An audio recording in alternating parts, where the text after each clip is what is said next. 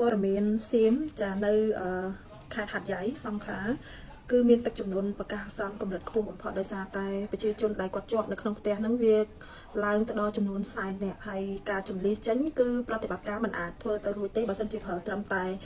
នាវាតូចៗចាកណូតតូចៗដឹកមនុស្សអត់អស់ទេចាអញ្ចឹងត្រូវតែយកនាវាធំហើយយកធម្មភេកជ្ជៈយកយន្តហោះយកអីយកទៅដើម្បីជួយសង្គ្រោះមនុស្សចាអញ្ចឹងអ្វីដែលពួកគាត់បានត្រៀមសម្រាប់យកមកធ្វើសង្គ្រាមគឺត្រូវបានផ្លាស់ប្ដូរคล้ายទៅជាការសង្គ្រោះទាំងនាវាចម្បាំងដែលត្រៀមមកវាយខ្មែរទាំងយន្តហោះចម្បាំងដែលត្រៀមមកទម្លាក់គ្រាប់ក៏ប្រែคล้ายទៅជាចាប្រតិបត្តិការនៃការសង្គ្រោះវិញម្ដងកម្ដៅនៅខាងព្រំដែនរបស់យើងវាមិនក្តៅដោយសារតែគេកំពុងតែរវល់បែរចំណាប់អារម្មណ៍ទៅខាងស្រុកគេវិញព្រោះអីទាំងនាយករដ្ឋមន្ត្រីទាំងក្រុមការងារទាំងអស់ត្រូវគិតគូរយ៉ាងម៉េចជួយសង្គ្រោះមនុស្សចេញពីចាទឹកជំនន់អញ្ចឹងហើយខាងព្រំដែនរបស់យើងគឺរៀងស្ងប់ស្ងាត់ប៉ុន្តែខ្ញុំជឿជាក់ថាឲ្យតែគេដោះស្រាយបញ្ហានៅក្នុងស្រុកគេបានស្រួលបួសហើយគេនឹងត្រឡប់មកវិញអញ្ចឹងវាអត់មានអីត្រូវយើងត្រូវភ្លេចខ្លួនទេចាយើងនៅតែការពារប៉ុន្តែគ្រាន់តែថាខ្ញុំឃើញហើយខ្ញុំអណោចអធមមែនតើដែលស្រុកទេសមួយចាធ្លាប់តែអួតក្តែងថាជាស្រុកអ្នកមានចាអត់មានបញ្ហាអីហើយមានសភាវុធទំនើបមកគម្រាមកំហែងទៅលើប្រទេសគេផុតអ្វីដែលពួកគេបានធ្វើវាហុចផលទៅឲ្យគេវិញយើងអត់មានសមត្ថភាពទៅបាញ់តបតគេរហូតដល់បំផ្លាញគេដូចអ្វីដែលគេមកបំផ្លាញយើងប៉ុន្តែព្រះមានភ្នែកចាអ្វីដែលជាផលដែលគេបានសាបព្រោះវាបានបង្កើតជាផលផ្លែហើយមិនមែនថាយើងនឹងឯងឃើញស្ថានភាពរបស់គេហើយយើងទៅសោកច្រមុះអត់ទេចាខ្ញុំគិតថាបងប្អូនមួយចំនួនធំដែលគាត់មើលឃើញគឺគាត់បានគិតថានេះហើយគឺជាលទ្ធផលនៃទង្វើអាក្រក់ដែលគេបានធ្វើមកលើយើងអត់មានទៅសោកច្រមុះឲ្យគេប៉ុន្តែយើងបែរមកមើលអ្វីដែលធ្លាប់ជាទុក្ខលំបាកភាពវេទនា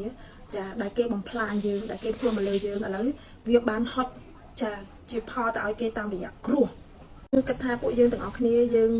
រស់នៅក្នុងប្រទេសកម្ពុជាគឺជាដែនដីមួយដែលមានសមត្ថភាពខ្ពស់បំផុតចាអ្នកចិត្តខាងយើងពុំពាត់យើងគឺសុទ្ធសឹងតែមានបញ្ហាជាទឹកចំនួនគឺកម្រិតធ្ងន់យើងលិចយើងឡើងទឹកប៉ុន្តែក៏បានស្រកទៅវិញអញ្ចឹងយើងអត់សូវរងផលប៉ះពាល់យើងមានការរងផលប៉ះពាល់ប៉ុន្តែវាមិនធ្ងន់ធ្ងរដូចគេយើងគិតមើលថាតើវាចៃដន្យឬមួយក៏យ៉ាងម៉េចចារយៈពេលដែលគេធ្វើមកលើយើងប្រហែលខែចាគឺហត់ផលភ្លាមតែម្ដងខ្ញុំនៅគិតបារម្ភមួយទៀតខ្ញុំគិតថានៅខ្យល់ពុលចាខ្យល់ពុលក៏ជាកត្តាខ្លាំងចម្បងមួយទៀតដែលវាភាគច្រើនគឺវាកើតឡើងនៅ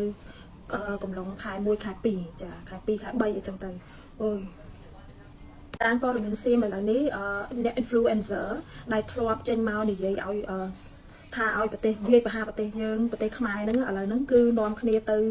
និយាយតាក់ទងជាមួយនឹងស្ថានភាពនៅក្នុងស្រុកគេវិញហើយអ្នកដែលគាត់រៃអង្គាសលុយយកមកទិញសភាវុធឬមួយក៏ធ្វើ bunker ចាដូចវីដេអូដឹកអាចអីហ្នឹងគឺ